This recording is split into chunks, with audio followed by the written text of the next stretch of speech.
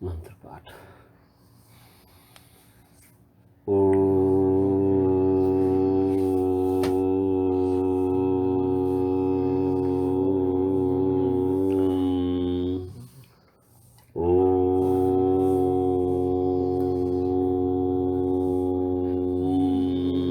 सहना ववतु सहनौ भुनक्तु सह वीर्यं करवावहै तेजस्विनावधीतमस्तु मा विद्विषावहै। ओम शांति शांति शांति। नमस्ते। आइए आपको बृहद विमान शास्त्र की कक्षा में स्वागत है। आज 17वीं कक्षा है ना, 17th। और हमने पीछे आपको बतलाया था कि विमान किसे कहते हैं, विमान को चलाने का अधिकारी कौन है, वो उसके पश्चात फिर जो है उस विमान के चलाने के अधिकारी में जो रहस्य को जानने वाला है वही विमान चला सकता है। फिर पंचज्ञ जो है, 5 जो है आकाश में जो है 5 मार्ग है इत्यादि, वो इसके समझ में बताया था। फिर उसका जो है वस्त्र कैसा होना चाहिए और फिर उसका भोजन कैसा होना चाहिए, ये बता दिया गया। अब जो है विमान जो बनाया जाएगा उसके लिए क्या मटेरियल होना चाहिए, विमान बनाने के लिए जो क्या मटेरियल होना चाहिए, तो उसमें मुख्य तो जो है लोहा होता है। तो उसका प्रकरण चल रहा है कि अथ लोहाधिकरणम, अथ लोहाधिकरणम। अब जो है इसके बाद अनंत, अथ कहते हैं अनंतर को, आफ्टर दैट। अथ का अर्थ अब भी है, स्टार्ट कर रहे हैं तो शुरू में अथ कह दिया, अब बार बार अथ अथ का अथ, जैसे वस्त्राधिकरणम, अथ क्या बोलते हैं आहाराधिकरणम, अब ऐसे अथ। अब इसके बाद लोहाधिकरण को प्रारंभ कर रहे हैं। हाँ? और लोहाधिकरण में बोलते अथ यान लोहानी, ये सूत्र है। अध्याय 1 सूत्र 13 नंबर है। बोलिए अथ यान लोहानी, यान लोहानी, अथ यान लोहानी, यान लोहानी, अथ यान लोहानी, अथ यान लोहानी, अथ यान लोहानी, अथ यान लोहानी, अथ यान लोहानी, अथ यान लोहानी, अथ यान लोहानी। अथ यान लोहानी। तो बता रहे हैं कि अथ, अब इसके बाद। अब इसके बाद का मतलब क्या हुआ, अब इसके बाद का मतलब हुआ कि जो विमान को चलाने वाला जो यात्री लोग जो है उसके आहार का भेद करने के बाद अब विमान के लिए, विमान के योग्य, विमान बनाने के योग्य जो लोह हैं उनका प्रकरण प्रारंभ हो रहा है, वह आरंभ हो रहा है। ये अर्थ हुआ अथ यान लोहानी का। समझ गए जी? तो इस पर बोधानंद वृत्ति क्या कर रहे हैं, यंत्रिणाम आहार भेद पूर्वाधिकरणे स्मृतः अथेदानीम यान लोह स्वरूपोस्मिन् निरूप्यते। 71 नंबर श्लोक में कह रहे हैं बोधानंद जी कि जो यंत्री लोग हैं अर्थात जो विमान चालक हैं उनके पूर्वाधिकरण में, पूर्व पहले का जो अधिकरण है आहाराधिकरण, उसमें आहार के भेद को बतलाया गया है। उसमें आहार के भेद को बतलाया गया है। अथ इदानीम, अब इसके बाद, इदानीम इस समय, यान लोह स्वरूपम अस्मिन् रूपते, इस सूत्र में यान के लोह के स्वरूप का वर्णन किया जा रहा है, स्वरूप को बताया जा रहा है, बताया जाता है। निरूपित माने निरूपित किया जाता है, बताया जाता है। समझ गए? अब मूल सूत्र पर पहले विचार कर रहे हैं। बोलते यहाँ पर देखो अथ यान लोहानी, कितने पद हो गए? 2, एक अथ और दूसरा यान लोहानी। तो इसी बात करके पदद्वयम भवे दस्मिन् यान लोह विनिर्णये तयोरानंतर्यवाची स्यादादिम पदस्तथा। बोल रहे हैं कि इस सूत्र में दो पद है, एक अथ पद है, दूसरा यान लोहानी पद है। समझ गए? तो यान लोह विनिर्णय, यान के लोह को निर्णय करने वाले जो ये सूत्र हैं, यान के लोह अर्थात यान बनाने के लिए, विमान बनाने के लिए जो लोहा है उसको निर्णय करने वाले इस सूत्र में दो पद हैं। दो पद भवेत माने होबे, दो पद होगा, दो पद होबे माने है, दो पद हैं। तो उनमें से, इन दोनों पदों में से, तयोः, इन दोनों माने अथ और यान लोहानी जो पद है, इनमें से अथ आदिमः पद, जो पहला पद है, शुरू का अथ जो पद है वह अनंतर्य वाची, अनंतर्य को कहने वाला है। माने अथ के अनेक अर्थ है। अथ का अर्थ मंगल है, अथ का अर्थ आरंभ है, अथ का अर्थ अनंतर्य है। ये सब अथ के अर्थ हैं। तो कहाँ पर आरंभ अर्थ होगा, कहाँ पर मंगल अर्थ होगा, कहाँ पर अनंतर्य अर्थ होगा इत्यादि समझ में हमें आनी चाहिए बुद्धिमत्ता से। तो यहाँ पर कह रहे हैं अथ शब्द अनंतरी को कह रहा है, माने आफ्टर दैट, इसके बाद, वो प्रकरण करने के बाद अब आगे ये इसके बाद ये कहा जा रहा है। समझ गए जी? तो अनंतर्य वाची, अनंतरी को कहने वाला है, आदिमः पद था।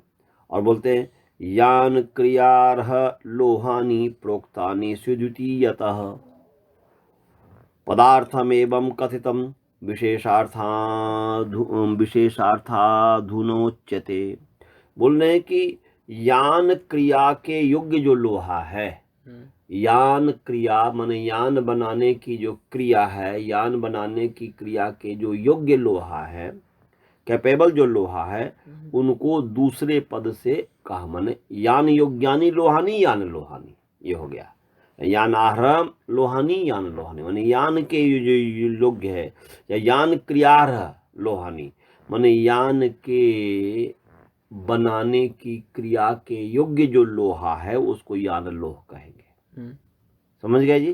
तो इस यान क्रिया अर्थात विमान, यान माने यहाँ पर विमान, विमान भी तो एक यान ही है।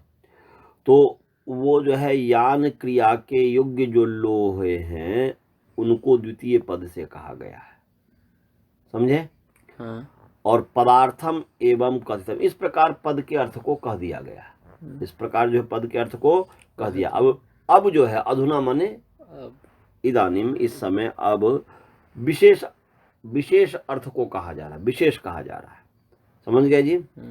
बोलते हैं आगे, उक्तानि यान लोहानी शौनकीय यथाक्रमम तान्येवोदाहरष्यामि विमान रचना विधो। विमान के बनाने की जो भी विधि है, विमान को बनाने की जो भी विधि है, उस विधि में बोल रहे हैं कि उक्तानी यान लोहानी शौनकीय ने, शौनक ऋषि के द्वारा, महर्षि शौनक के द्वारा वो अपने ग्रंथ में जो उनके यान के बनाने के योग्य लोहा को कहे हैं, उन्हीं को ही यहाँ पर मैं कहूँगा बोधन वृत्ति में करके, उनको ही मैं तानी एवं, उनको ही उदाहरष्यामि, उन्हीं को मैं उदाहरण दूंगा, उन्हीं का ही एग्जाम्पल दूंगा, उन्हीं को मैं कहूँगा।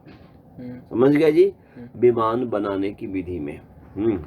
अब क्या है तो बोलते तदुक्तम शौनकीय, जैसे कि शौनक ऋषि के द्वारा जो बनाया हुआ ग्रंथ है, जो शास्त्र है, उनमें तदुक्तम उसको कहा गया है, वह कहा गया है विमान के, यान के संबंध में।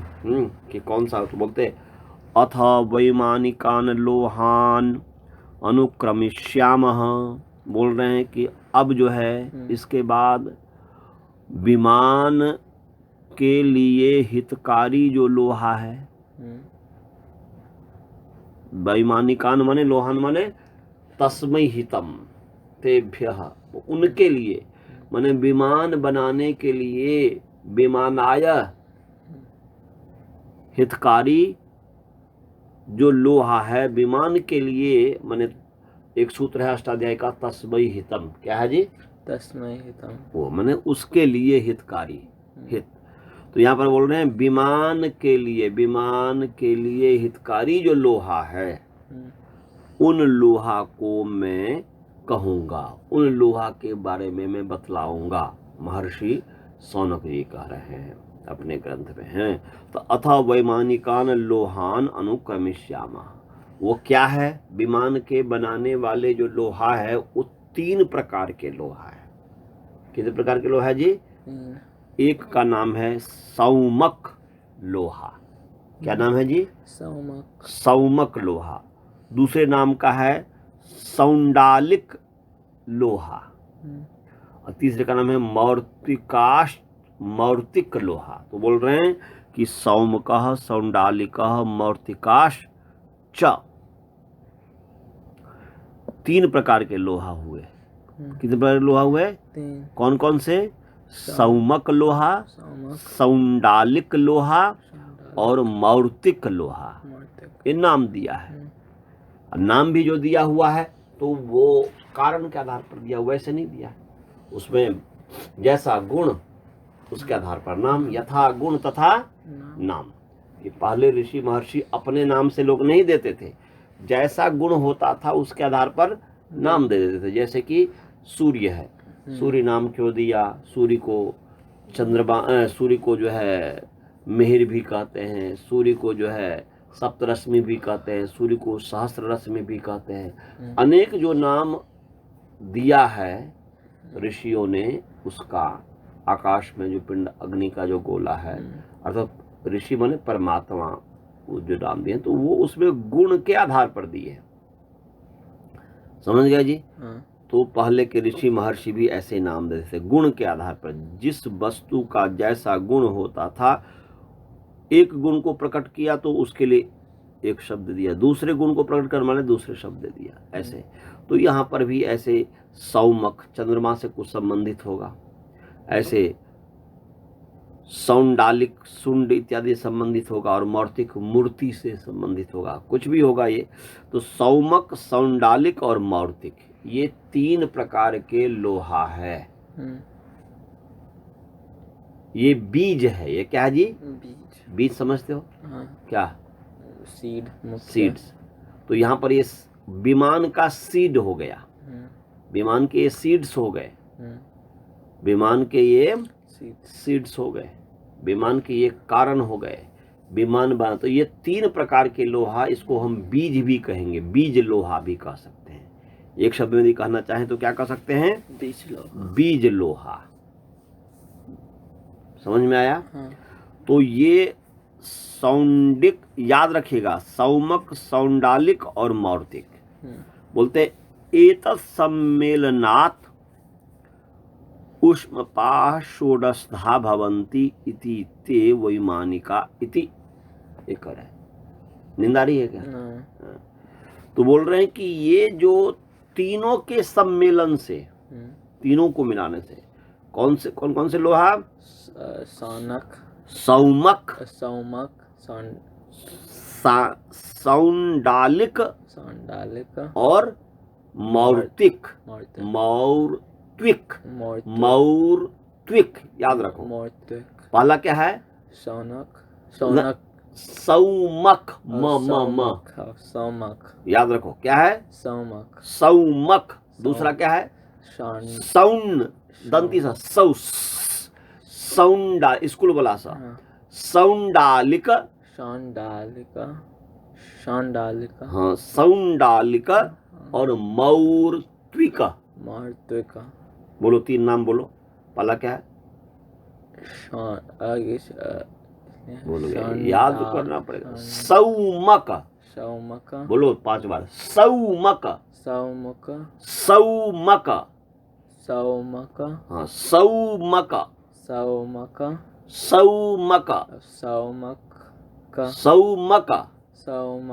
हाँ, सौमक। तो एक तो हो गया सौमक, दूसरा सौंडालिक, सौंडालिक, हाँ, सौंडालिक,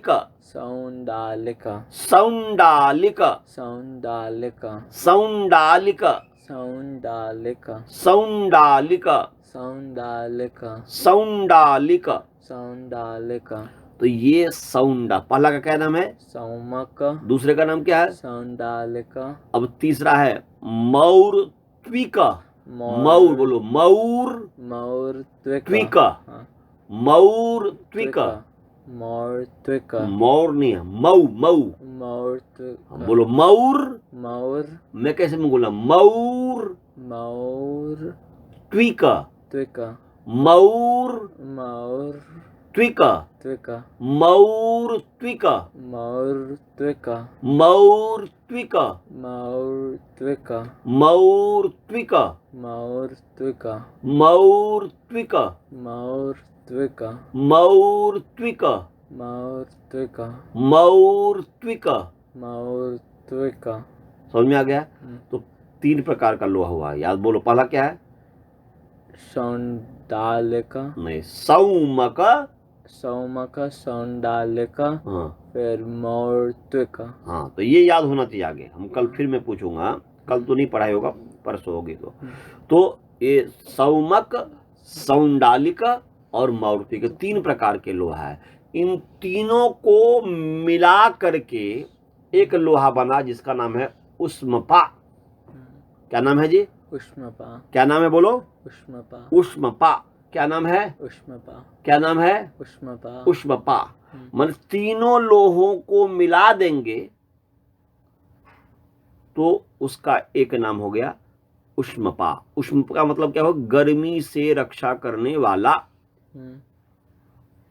गर्मी से रक्षा करने वाला। रक्षा करने वाला। जैसे आकाश में जब जाएगा, आग के पास आ गया या कुछ इस तरीके हुआ, तो उससे कैसे रक्षा करेगा यात्रियों को? वो कैसे गर्मी से रक्षा करने वाले विमान को ही उष्मपा जो होगा, तो जो आग इत्यादि से जिसको रक्षा किया जाए, उष्मा से रक्षा किया जाए, तो उसका नाम हो गया उष्मा। बोलते हैं तत्सम्मिलनात् उष्मपा। उसके मिलाने से सौमक, सौंडालिक और मौर्तिक लोहा को सम्मेलन से, मिलने से जो सम्मेलन किया, उससे उष्मपा नामक लोहा बन गया। उसका नाम क्या हो गया जी? उष्मपा। और वो षोडशधा भवन्ति, वो उष्मपा लोहा 16 प्रकार का होता है। कितने प्रकार के होते हैं जी? 16 उष्मपा। अब उसी का 3 प्रकार का सम्मेलन करेंगे, कितना कितना भाग करेंगे, तो उसके आधार पर 16 प्रकार के होंगे। कितने प्रकार के हो गए? 16। तो बोलते षोडशधा भवन्ति इति ते वैमानिका। तो 16 प्रकार के जो उष्मपा लोहा है, उष्मपा जो लोहा है, वो विमान के लिए हितकारी हैं। समझ गया जी? क्या समझा आप बताओ? ये 3 प्रकार के लोहा छे। क्या है वो 3 प्रकार का लोहा? सौमक, सौंडालिका, फिर मौर्त्विका। मौर्त्विका जो लोहा है, तीनों मिलाकर एकटा पिछले नाम जो तीनों मिला करके जो लोहा बना, उसका नाम क्या है? उष्मपा। हाँ, उष्मपा। उष्मपा 16 प्रकार के हैं। और 16 प्रकार का लोहा, वही वैमानिक लोहा होता है। उसके मिलने से ही उष्मपा बनता है। और वो विमान के लिए हितकारी है। इतना समझ में आ गया? अब आगे करें अथ नामानी। अब उसका नाम दिया है। जो 16 प्रकार के जो लोहा है, इसमें 14 दिए हैं, 2 नहीं है, अब पता नहीं। तो वो बोल रहे हैं कि उसके नाम क्या है। जो 16 प्रकार के जो उष्मपा लोहा है क्या है, तो कह रहे हैं उष्म भरोष्ण पोष्णहन राजाम्लतृड वीरहा पंचघ्नोग्नितृड भारहन शीतहनो गरलग्नाम्लहनो विशंभर विशल्यकृत द्विज मित्र च इत्यादि चेतित्यादि। ये है। महर्षि शौनक जी कहते हैं उसका नाम क्या है, तो एक लोहा का नाम है। इन तीनों प्रकार के लोहा का सम्मेलन से जो बनता है, एक का नाम है उष्मभर। एक लोहा का नाम क्या है जी? उष्णभर। उष्णभर। उष्णभर। तो उष्णभर एक का नाम है। दूसरा मतलब उष्ण भर का मतलब हुआ कि उष्मा को जो गर्म है उसको धारण करने वाला, उसको पोषण करने, डोभरी धारण पोषण है, धारण करने वाला और पोषण करने वाला, क्योंकि एब्जॉर्ब करने वाला। तो एक है उष्म भर, दूसरा है उष्णपा। उसका नाम क्या हो गया जी? उष्णपा। उष्णपा नाम हुआ। उष्ण भरा एक नाम दिया, दूसरा दिया उष्णपा दिया, सबका नाम है उष्णपा, ये बता दिया था उसमें। अब उष्णपा तो है, सब उष्णपा ही है, परंतु एक तो अपने आप में उष्णपा हो ही गया, तो बोलते एक का नाम है उष्ण भरा, दूसरे का नाम है उष्मपा। उष्मपा, उष्मपा। तीसरा है उष्णहन। उष्णहन, उष्ण को हनन करने वाला। चौथा है राजाम्लत्रिट। राजाम्लत्रिट। Treat, टहलंत, treat, राजाम्लत्रिट। पांचवें का नाम है वीरहा। छठे का नाम है पंचग्न। सातवें का नाम है अग्नित्रिट। आठवें का नाम है भारहन। नौवें का नाम है शीतहन। ठंडे को भी हनन करने वाला। और 10वां है अब, 10वें का नाम है गरलघ्न। गरलघ्न। और 11वें का नाम है अम्लहन। 12वें का नाम है विशंभर। 13वें का नाम है विशल्यकृत। और 14वें का नाम है द्विजमित्र इत्यादि। 2 इसमें नहीं दिया गया हुआ है, तो शायद उसमें प्रसिद्ध होगा इसलिए नहीं दिया इत्यादि करके, और खोजेंगे तो और भी हो जाएगा। 16 प्रकार के जो लोहे हैं उसमें से पहला उष्णभर, फिर उष्णप, उष्णहन, राजाम्लत्रिट, वीरहा, आगे है पंचघ्न, अग्नित्रिट, भारहर, भारहन, शीतहन, गरलघ्न, अम्लहन, विशंभर, फिर आगे है विशल्यकृत, द्विजमित्र, मित्रश्च इत्यादि। तो ये करके 16 प्रकार के लोहा है, उसमें 14 प्रकार का नाम दिया हुआ है। समझ गया जी? अब बोल रहे हैं भद्र कारिका। अब एक कारिका है जिसका का नाम है मणिभद्र कारिका। मणि के द्वारा लिखा होगा, मणि नाम का कोई व्यक्ति, उसमें मणिभद्र कारिका है। कारिका मतलब कुछ श्लोक इत्यादि हैं, होते हैं। तो उस मणिभद्र कारिका में क्या लिखा है? लिखा है विमानार्हानि लोहानि भारहीनानि षोडश उष्मान्युक्तानि सूत्रेस्मिन् शौनकेन महात्मना। बोल रहे कि शौनक ऋषि, जो महात्मा शौनक ऋषि है, उसके द्वारा इस सूत्र में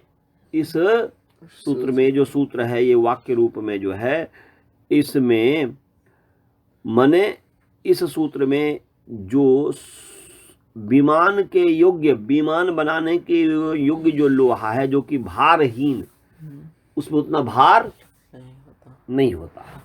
तो भारहीन जो लोहा है वो 16 प्रकार के हैं। वो क्या है जी? 16 प्रकार के हैं। तो वो जो 16 प्रकार के जो लोहे हैं, वो उनको उष्म नाम दिए हैं। क्या नाम दिए हैं जी? तो ये 16 प्रकार के नाम है। मैंने बताया था उसमें उष्मपा, तो उसमें उष्मपा है, तो ये उष्म नाम दे, मतलब उष्मपा, उष्मा से रक्षा करने वाला, तो उष्मपा नाम है। तो यहाँ पर उष्मानी उक्तानी, उसको उष्म कहे हैं। क्या कहें जी? उष्म, उष्मपा, तो उष्म कहे हैं। ये मणिभद्री का कारिका कहते हैं। और आगे कह रहे हैं 16 प्रकार, बोलते हैं एतत् षोडश लोहान्येव यान रचना विधौ वरिष्ठानीति शास्त्रेषु निर्णीतानि महर्षिभिः। बोल रहे हैं कि ये जो 16 प्रकार के लोहा हैं, ये जो 16 लोहा हैं, यही यान को बनाने की जो विधि है, यान को रचने की जो विधि है, उन विधि में श्रेष्ठ है। यान को बनाने की जो भी विधि है, उन विधि में ये जो 16 प्रकार के जो लोहा है यही श्रेष्ठ हैं। इति शास्त्रेषु निर्णीतानि महर्षि, इसलिए महर्षियों के द्वारा शास्त्रों में ये निर्णय किया गया है कि ये जो 16 प्रकार के लोहे हैं, ये 16 प्रकार के लोहे ही विमान के रचने में समर्थ हैं, ये अच्छे हैं। समझ गए जी।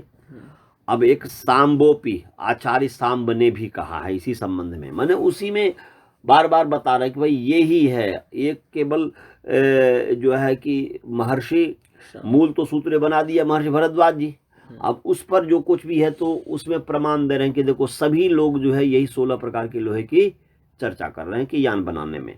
अब जैसे सांबाचार्य ने कहा है, क्या कहा है, सौम सौंडाल मौर्तिक वंशजा बीजलोहकाः तत्संयोगा समुत्पन्ना उष्मपा इति कीर्तिता तथैव व्योमयानांग रचना नान्यथा भवेत् इत्यादि श्लोक है उसमें। तो इसमें से 3 मैंने पहला श्लोक दिया है, दूसरे का पहला। तो क्या करें, वह सांबाचार्य क्या कहते हैं कि ये जो है सौम लोहा, उसमें सौमक है, स्वार्थ पे क प्रत्यय हो, समझ लीजिए। तो सौम हो गया,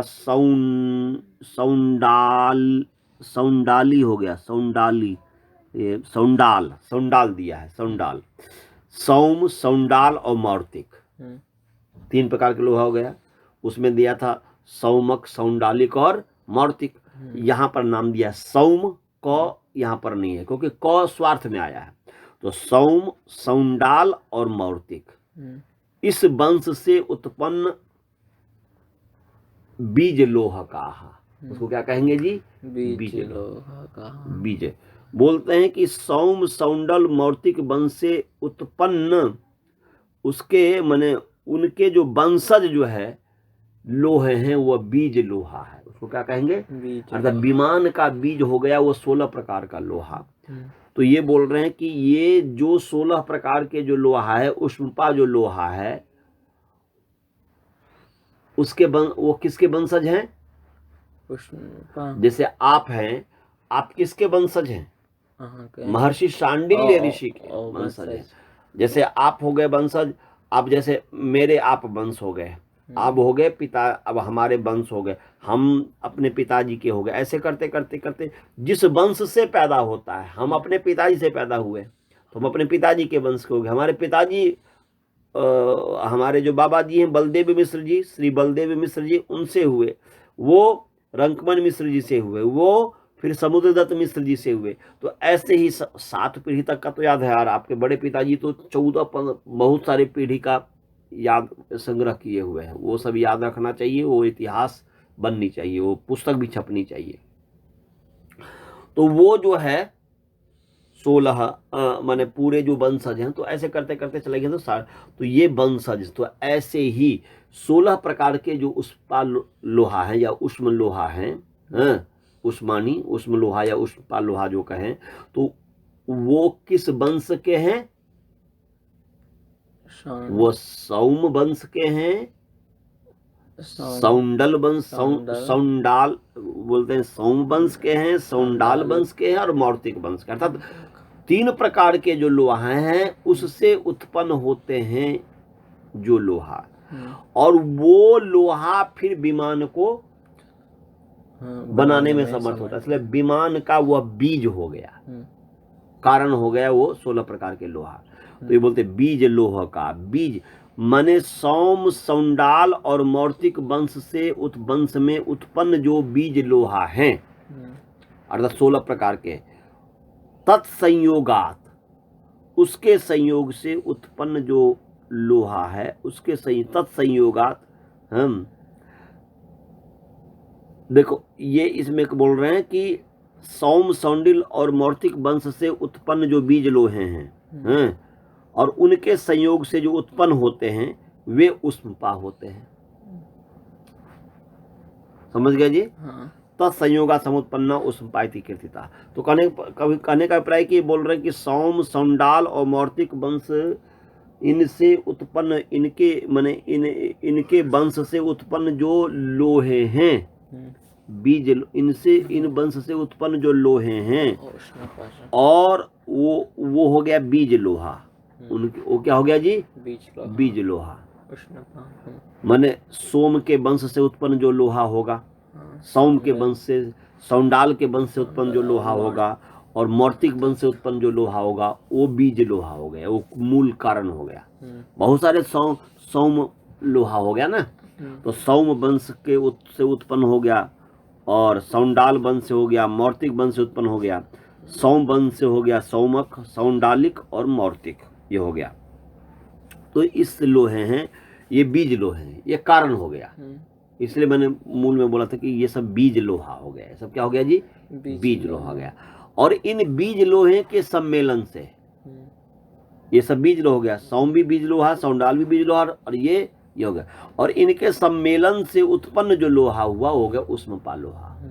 वो हो गया उष्मपाल लोहा। वो हो गया उष्मपाल लोहा। मैंने थोड़ा गलत व्याख्या कर दिया था कि विमान के आधार पर हम बीज कह दिए थे, नहीं, सौम बीज लोहा हो गया, सौंडाल बीज लोहा हुआ और मौर्तिक बीज लोहा हुआ और इनके सम्मेलन से जो लोहा बना वो उष्मपाल लोहा हुआ। समझ गए? इति कृत्यता तथैव व्योमयान रंग अंग रचना, मने वैसे ही व्योम जो आकाश के यान के अंग की रचना होवे, उसी तरीके से, उसी से होवे, अन्यथा अन्य प्रकार से नहीं। अर्थात ये भी सांब आचार्य भी इस बात में कह रहे हैं कि भाई वही 16 प्रकार के, वह जो बीज लोहा जो है, बीज लोहा वाला जो सौम, सौंडाल और मौर्तिक है, उनके मिलने से, उनको मिलाने के बाद उनसे एक करके फिर जो लोहा बनेगा उष्मपाल लोहा होगा, वही यान के रचना में समर्थ होगा, दूसरा नहीं। वैसे ही बनाना चाहिए। समझ गए? अब आगे करें कि देखो, एवं उक्त्वाथोष्पमानां यानार्हत्वं प्रमाणतः तेषां स्वरूपं निर्णेतुं पूर्वमार्गानुसारतः तद्बीजलोह स्वरूपमादौ सम्यक् विचार्यते भूगर्भस्थित खनिज रेखा पंक्तिषु सप्तमे तृतीये खनिजस्थाये ते लोहा सौमजातयः ते त्वष्टात्रिंशतिः प्रोक्तास्तेषु लोहत्रयं क्रमात्। अरे वाह!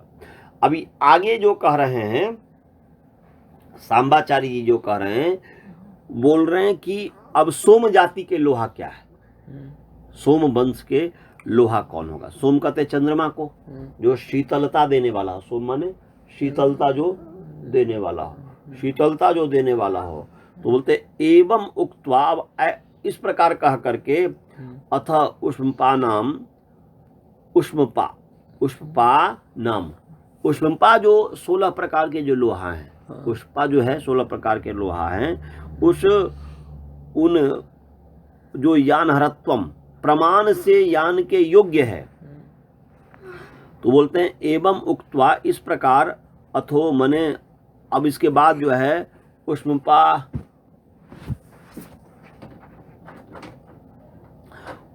जो लोहा है, उष्मपा जो लोहा है, उन उष्मपा लोहाओं के जो यानहत्व है, माने उष्मपा लोहा के अंदर यान बनाने का जो सामर्थ्य है, वह प्रमाण से, माने एकदम एविडेंस के साथ, प्रमाणतः इस प्रकार कह करके, अब तेषाम स्वरूपम, अब उनके स्वरूप को निर्णय करने के लिए, वो जो उष्मपा जो लोहा है, उनके स्वरूप को निर्णय करने के लिए पूर्व मार्गानुसारतः, पूर्व मार्ग के अनुसार, पूर्व जैसा रास्ता बताया पीछे, उसके अनुसार उसको निर्णय करने के लिए अब विचार किया जा रहा है। क्या? तद बीज लोह स्वरूपम, उसके बीज, उसके जो बीज लोह है का स्वरूप है, बीज लोह का जो स्वरूप है। बीज लोह हो गया 3, सौम,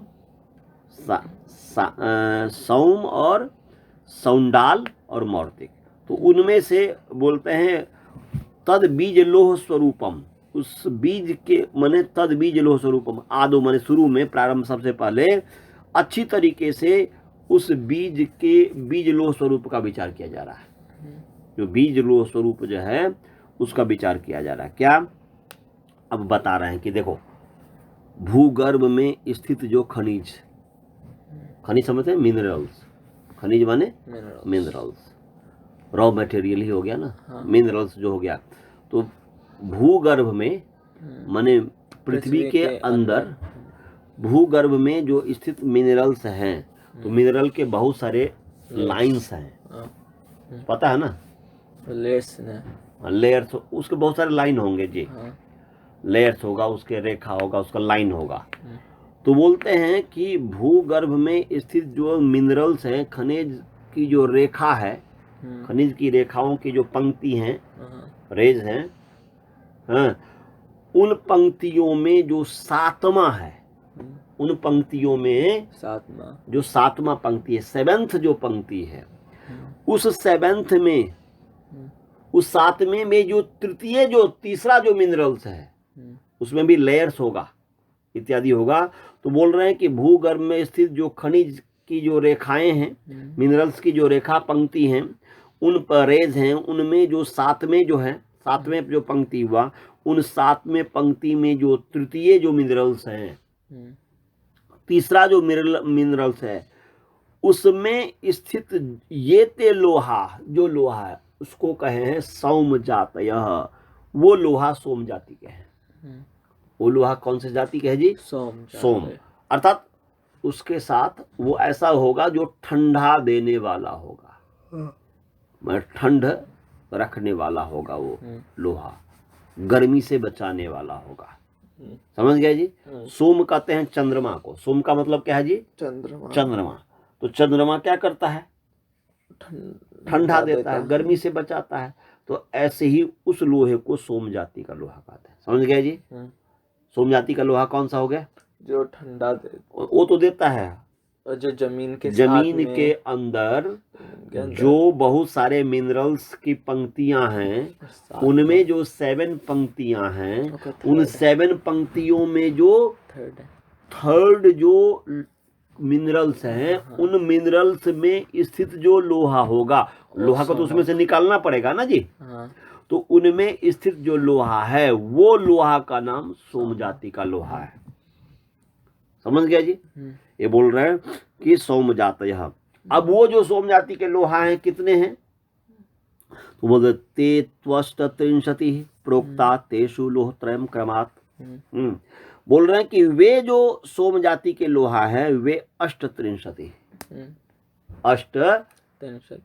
अष्ट माने 8, त्रिंशति माने 3, 30, अष्टत्रिंशति माने 38 हो गया, अष्टत्रिंशति 38। तो बोल रहे हैं कि वे जो सोम जाति के लोहा है 38 प्रकार के कहे गए, 38 कहे हैं। उन 38 में से अब वो बता रहे हैं तेषु, उनमें से, उन जो सोम जाति के लोहा है जो 38 का अष्टत्रिंशति कहा है, तो उनमें से लोहत्रयम्, 3 लोहा, उनमें से लोहत्रयम्, त्रीनी लोहानी में 3 लोहे, क्रम से 3 लोहे। क्या? उष्म लोहोत्पत्ति विधौ मुख्यत्वेन विनिश्चिता।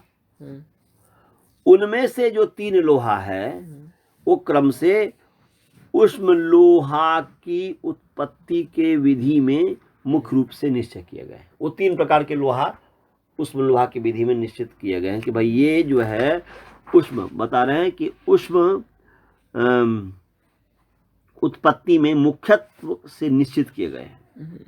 उष्म लोह की उत्पत्ति में, सोम जातीय जो उष्म लोह की उत्पत्ति में बोल रहे हैं कि सोम जातीय जो लोहा है ना, जो उनमें से जो लोहत्रय है, 3 जो लोहा है, 3 जो लोहा है वह अर्थात सोम जाति के जो लोहा हो गए, वो उष्म लोहोत्पत्ति विधि में, उष्मा के, उष्म लोह मतलब ऐसा लोह जो उष्मा को पैदा करे, उष्म लोहा, जो उष्म पा कहा था ना जी, उष्म लोहा। तो उष्म लोह के उत्पत्ति के विधि में मुख्य रूप से निश्चय गया कि भाई ये उष्म लोह की उत्पत्ति करेगा। जो ठंडा देते हैं ना, उष्म मतलब ठंडा, उष्म माने गरम, और गरम हो माने वो जो सोम जाति का हुआ, तो उस बोल रहे हैं कि उष्म लोह की उत्पत्ति का जो विधि है, मैंने उष्म लोह की जो गर्म से बचाने वाला, हाँ वो उष्मपा हो गया यहाँ पर, उष्म गर्म से बचाने वाला, तो उष्म लोह उसको कह दिया। तो गर्म से बचाने वाला जो हो गया या उष्म लोह जो हो गया, उसके उत्पत्ति के जो विधि है, उस विधि में मुख्य रूप से ये 3 प्रकार के लोहे को निश्चय किया गया है। सोम जाति के लोहा में, सोम जाति के लोह भी तो बहुत सारे हो गए ना, तो उनमें भी करें ना कि 38 हो गया, उनमें से जो 3 होगा वो जो है वो उष्म जाति के माने उष्म लोह की उत्पत्ति के विधि में ये समझना चाहिए। समझे? आगे क्या करें? तदुक्तम लोह तंत्रे, तदुक्तम लोह तंत्रे, लोह तंत्र में भी कहा गया है रेखा सप्तमस्य तृतीय खनिज लोहा पंच शक्तिमयात सौम जातीयास्ते बीज लोहा इति। बोल रहे हैं कि लोह तंत्र में लिखा है कि रेखा सप्तमस्य, 7वीं जो रेखा है, 7वीं जो रेखा है, तो पीछे मैंने कहा कि रेखा पंक्तियों में जो 7वीं रेखा है, तो ये कह रहे हैं लोह तंत्र में रेखा कि 7वीं जो रेखा है उसके जो तृतीय खनिज का लोहा है, तृतीय जो 7वीं रेखा के तीसरा जो मिनरल्स होगा उसके जो लोहा है, हाँ, उस पंच शक्तिमया, वो लोहा 5 शक्तियों से युक्त है। अब 5 शक्ति कौन सी शक्ति है सो इसमें नहीं दिया है, परंतु 5 प्रकार की उसमें पावर है, शक्ति है। उष्मा से बचाने वाला होगा, ठंडक लाने वाला होगा, इत्यादि इत्यादि जो भी शक्तियां हैं, तो वो 5 शक्तिमय है, वह सोम जाति के 5 प्रकार के जो शक्तिमय है वो सोम जातिया। और ते बीज लोहा, उसको बीज लोह कहते हैं, वे बीज लोह। और बाबूजी ये तो समझ आल कि 7 लेयर को लेवे और 3 तक तो सेल है क्या चीज? मतलब 7 लेयर छे, 7 लेयर में जो 3rd छे उतना से लोहा माने अब देखिए, ये तो मैं ये तो आप यूट्यूब पर देखो या गूगल करो कि लोहा कैसे निकाला जाता है। उसके लिए तो आपको चित्र देखना पड़ेगा, देखते हुए कि भाई क्या उसको लेयर्स को कहते हैं पंक्ति, या वो लाइन ही लाइन होगा, उसमें बहुत सारे लाइन होंगे ना भीतर में खोद करके। भाई एक तो ये हो गया, एक ये हो गया, एक ये हो गया, ये भी तो पंक्ति हो गया। और उस पंक्ति में, पंक्ति तो हो गया लाइन का, और उस पंक्ति में अब लेयर है, हर एक, इस पंक्ति में अनेक लेयर होगा, उस पंक्ति में अनेक लेयर होगा। तो 7वां जो पंक्ति होगा भीतर में भूगर्भ के नीचे, जो 7वां जो पंक्ति होगा, उस 7वां पंक्ति में जो तीसरा होगा, ठीक है, और नहीं समझे? तो ये तो आपको, ये आपने अपने मन से पंक्ति का अर्थ लेयर लिया ना, लेयर का अर्थ तो पंक्ति होता नहीं है। पंक्ति मतलब सीधा लाइन, पंक्ति माने लाइन, ठीक है, पंक्ति का मतलब लेयर थोड़े होता है। 7th लाइन और 3rd लेयर, हाँ, माने बहुत सारे मिनरल्स के लाइन्स हैं। उस बहुत सारे मिनरल्स के लाइन्स में वो जो 7वां लाइन है, उन 7वें लाइन में जो तृतीय है, उसमें अब लेयर की बात होगी। ठीक है, ये करें ना जी? ठीक है, हम उल्टा, हाँ, आप उल्टा ले लिए थे, आप जो है ये करे हैं, उस 7वां लाइन में जो तीसरा हुआ, और तखन ज्यादा ट्रांसफॉर्मेशन। हाँ, तो ये ये तो आप अब उसमें देखो कि लोहा कैसे निकाला है। मैं भी नहीं, आज तक मैंने नहीं देखा लोहा निकालते हुए, ये तो यहाँ पर जो है उसके आधार पर मैं आपको बता रहा हूँ।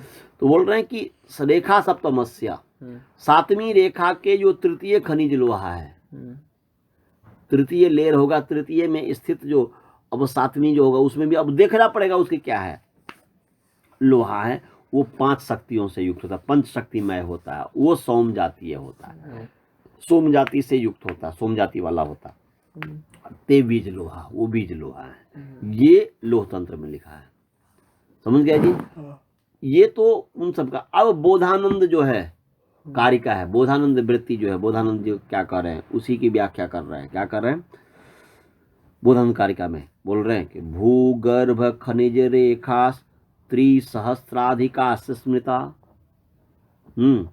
का स्मृता 63 सहस्र रेखा तेषु तमाक्रमात्। बोल रहे हैं ये भूगर्भ में जो मिनरल्स हैं, खनिज हैं, पृथ्वी के अंदर जो खनिज रेखा है, खनिज की जो रेखाएं हैं। वो कितने हैं?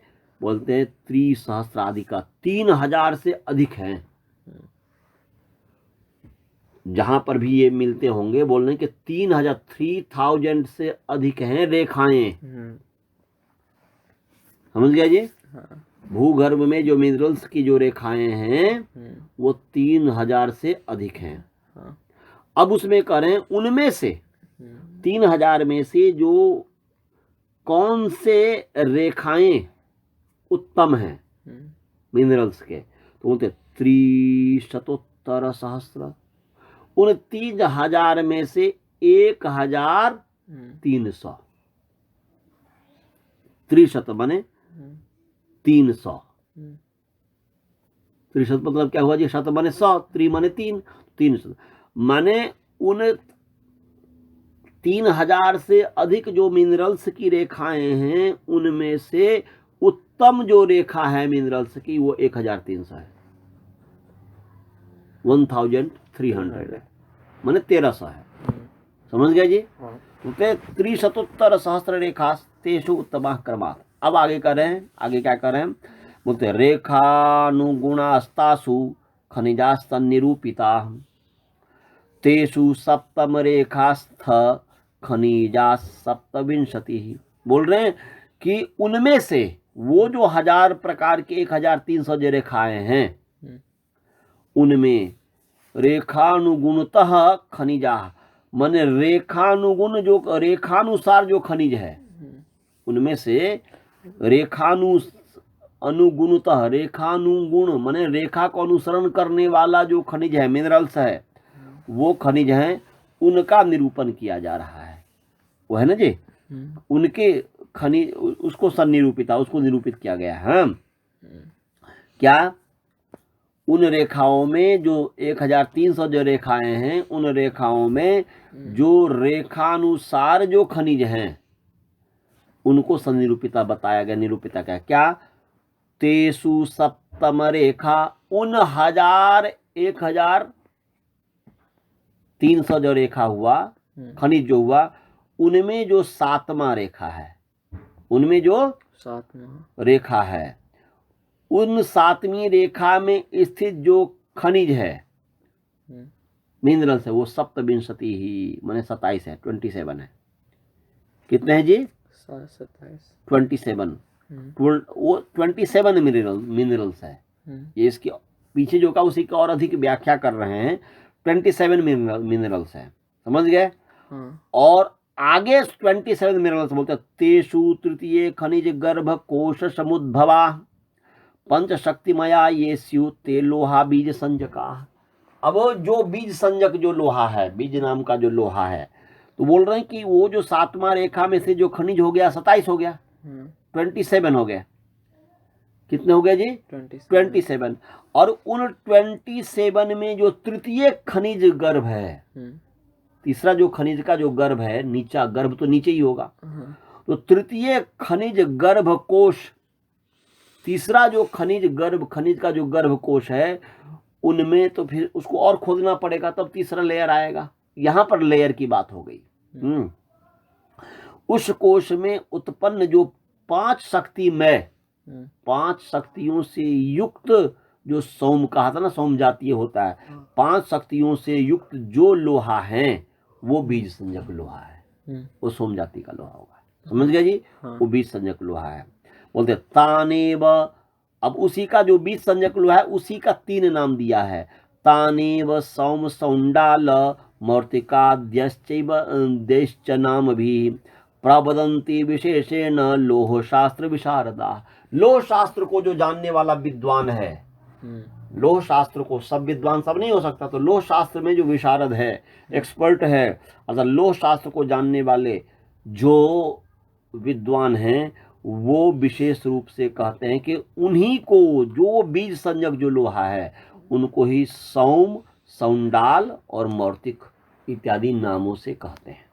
समझ गए जी? तो तीनों प्रकार के लोहा, उस ऊपर तो ये लोह तंत्र में क्या सोम जातीय लोहा ही बीज संजक है, तो ठीक है उसमें ये लिया, परंतु सोम जातीय लोहा ही बीज संजक नहीं है। सोम जातीय माने सोम, सौंडाल और मौर्तिक, या सोम जातीय लोहा के ही 3 नाम होंगे। ऐसा भी हो सकता है। समझ गया जी। हाँ। सौम जातीय लोहा के ही 3 नाम होंगे, सौम, सौंडाल और मौर्तिक इत्यादि नामों से कहते हैं। समझ में आ गया। आगे करें, लोहेषु सौम जातीया जाति नामुत्पत्ति क्रम निर्णयः लोह कल्पानुसारेण किंचिदत्र निरूप्यते।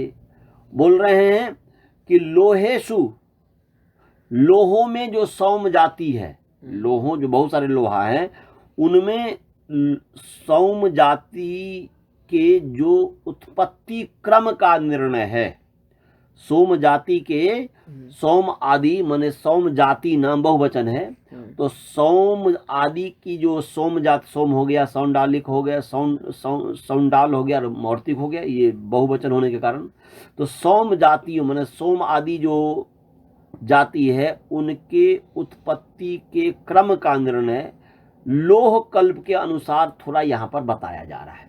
लोह कल्प नाम का एक शास्त्र है, उसके अनुसार यहाँ पर बताया जा रहा है। क्या बताया जा रहा है? देखो, कूर्म कश्यप मार्तंड भूत भानाम तथैव हि अर्केन्दु वाडवानाम च शक्तय स्वांशतः क्रमात्। अब यहाँ पर करें कि अनेक प्रकार की शक्तियां हैं। एक शक्ति का नाम है कूर्म शक्ति, दूसरे शक्ति का नाम है कश्यप शक्ति, तीसरे शक्ति का नाम है मार्तंड शक्ति, चौथे शक्ति का नाम है भूत शक्ति, और पांचवें शक्ति का नाम है भ शक्ति। क्या नाम है जी? भ शक्ति। भ शक्ति, जिसको भ माने ग्रह शक्ति। तो ये है। तो ऐसे ही अर्क शक्ति हो गया, इंद्र शक्ति हो गया, वाडव शक्ति हो गया, ये सब। कूर्म शक्ति किसको कहते हैं जी? तो कूर्म की शक्ति कहते हैं, कूर्मो बोलते हैं विभर्ति धरणीम, धरणी को भरण करने वाली। धरणी माने पृथ्वी को भरण करने वाली, धारण करने वाली, आकर्षण करने वाली जो शक्ति है वो कूर्म शक्ति है। बोलते हैं कूर्मो कूर्मो विभर्ति धरणीम खलु चात्म पृष्ठे। चात्म पृष्ठे माने आत्म पृष्ठे, आत्म पृथ्वी का जो पृष्ठ है, पीठ है ना, उन पर माने खुद के पीठ पर धरणी को जो धारण करने वाली शक्ति है उसको कूर्म शक्ति कहते हैं। बोलते हैं पृथ्वी गर्भ की आकर्षण शक्ति। कौन सी शक्ति? पृथ्वी गर्भ। धारण करना, मन धारण माने आकर्षण होता, धारण करना मतलब आकर्षण करना। आकर्षण समझते हो कि नहीं? खींचना, खींचना। तो बोलते हैं एक शक्ति है जो कूर्म शक्ति है, तो पृथ्वी गर्भ की, पृथ्वी जी का जो गर्भ है उसकी जो आकर्षण शक्ति है उसको कहते हैं कूर्म शक्ति। हाँ। समझ गए? हाँ, ग्रेविटी। ग्रेविटी। दूसरा है कश्यप, पृथ्वी के बाहर की जो है पृथ्वी के अंदर का हो गया वो कूर्म हो गया। हाँ। और पृथ्वी के बाहर की जो शक्ति है, पृथ्वी के बाहर जो कक्षा शक्ति है, बाहरी कक्षा शक्ति है, उसको कहते हैं कश्यप शक्ति। ठीक है। उसको क्या कहते हैं जी? कश्यप। तो ये सब अलग अलग प्रकार की शक्तियां होंगे। पृथ्वी के अंदर की शक्ति आकर्षण शक्ति हो गया, पृथ्वी के गर्भ की आकर्षण शक्ति। दूसरा है पृथ्वी के बाहरी जो कक्षा शक्ति है, बाहर की जो कक्षा है, प्लेस है, उसकी जो शक्ति है वो हो गया कश्यप शक्ति। तीसरी शक्ति है मार्तंड शक्ति। मार्तंड कहते हैं हाँ कि मृतात् अंडात् जायते थी मार्तंड, माने सूर्य किरण, सूर्य किरण की प्रवाह शक्ति, सूर्य किरण की जो प्रवाह है उसकी जो शक्ति है उसको कहेंगे मार्तंड शक्ति। इसको क्या कहेंगे जी? जो सूर्य के किरण सूर्य से जो आ रहा है, तो मार्तंड शक्ति। ऐसे ही भूत शक्ति, ऐसा ही क्या है जी? भूत शक्ति। भूत माने पृथ्वी जल अग्नि वायु आकाश की जो शक्ति है, या भूत माने शब्द स्पर्श रूप रस गंध जो तन्मात्रा है, वो यहाँ पर तन्मात्रा इन्होंने लिया है, तो भूत शक्ति। तो भूत का अर्थ इन्होंने तन्मात्रा लिया है, पर तो भूत मतलब तो तन्मात्रा भी होता है, शब्द स्पर्श रूप रस गंध जो पार्टिकल्स है वो भी है, और पृथ्वी जल अग्नि वायु आकाश भी है, तो उनकी शक्ति। और भानम ग्रह की जो शक्ति है, अनेक प्रकार के जो मंगल इत्यादि जो ग्रह है उनकी जो शक्ति है, शक्तियां, समझ गए जी। हाँ। और तथैव ही भूतों की, तथैव भी वैसे ही अर्केंदु, अर्क, अर्क माने सूर्य की आंतरिक आकर्षण शक्ति, अर्क की शक्तियां हो गया सूर्य के आंतरिक जो आकर्षण शक्ति है, उसके अंदर जो खींचने की जो शक्ति है वो शक्ति, और इंदु चंद्रमा की जो शक्ति हो गया, क्या हो गया जी, चंद्रमा चंद्रमा की शक्ति हो गया, और वाडवा, वाडवा की जो शक्ति, तो वाडवानव, वाडवा, वाडवा का दो अर्थ ये कर रहे हैं, एक तो काल गति, काल, काल की जो भी गति, टाइम की जो गति है उसके अनुसार वो बनता है ना जी, लोहा कैसे बनता है भीतर में से इसकी चर्चा की जा रही है।